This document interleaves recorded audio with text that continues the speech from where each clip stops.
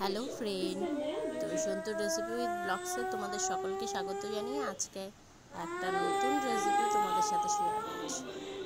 এই হচ্ছে আমার 2 বছরের ছেলে, আর ওকে আমি কিভাবে রুটিটা খাওয়াই সেটাই আমি তোমাদের সাথে শেয়ার করব।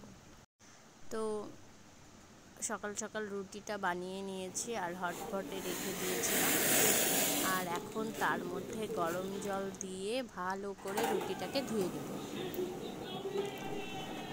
তো ভালো করে রুটিটা ধুয়ে নিয়ে একটু নরম নরম হয়ে আসবে।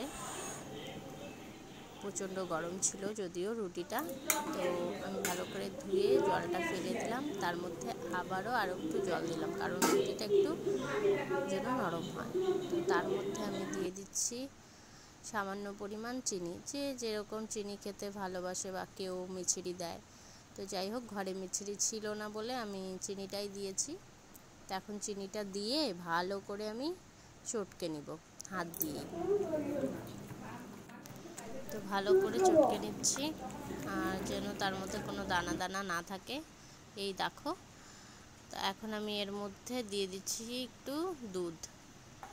তো বেশি নরম হয়ে গেলে বা বেশি পাতলা হয়ে গেলে আমার ছেলে আবার সেটা খেতে ভালোবাসে না, আর শুকনো রুটিও খেতে চায় না। তো তাই আর কি আমি ওর জন্য এভাবে রুটিটা বানিয়ে নিই, মানে রুটিটাকে গরম জলে ভিজিয়ে নরম করে তারপরে ওর খাওয়ার মতো করে নিই। তো এইভাবে দিলে আমার ছেলে ঝটপট করে রুটিটা খেয়ে নেয়। তো তোমরাও চাইলে এভাবে রুটিটা বাচ্চাদেরকে খাওয়াতে পারো।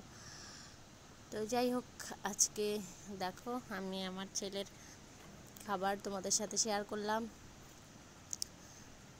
তো আজকের মতো এই পর্যন্তই। আর তোমরা যারা নতুন আমার চ্যানেলটিতে ভিডিও দেখছো তারা অবশ্যই সাবস্ক্রাইব করে পাশে থেকো, আর ভালো লাগলে লাইক শেয়ার করে দিও। আজকের মতো এই পর্যন্তই, টাটা, বাই বাই, সকলকে সবাই ভালো থেকো।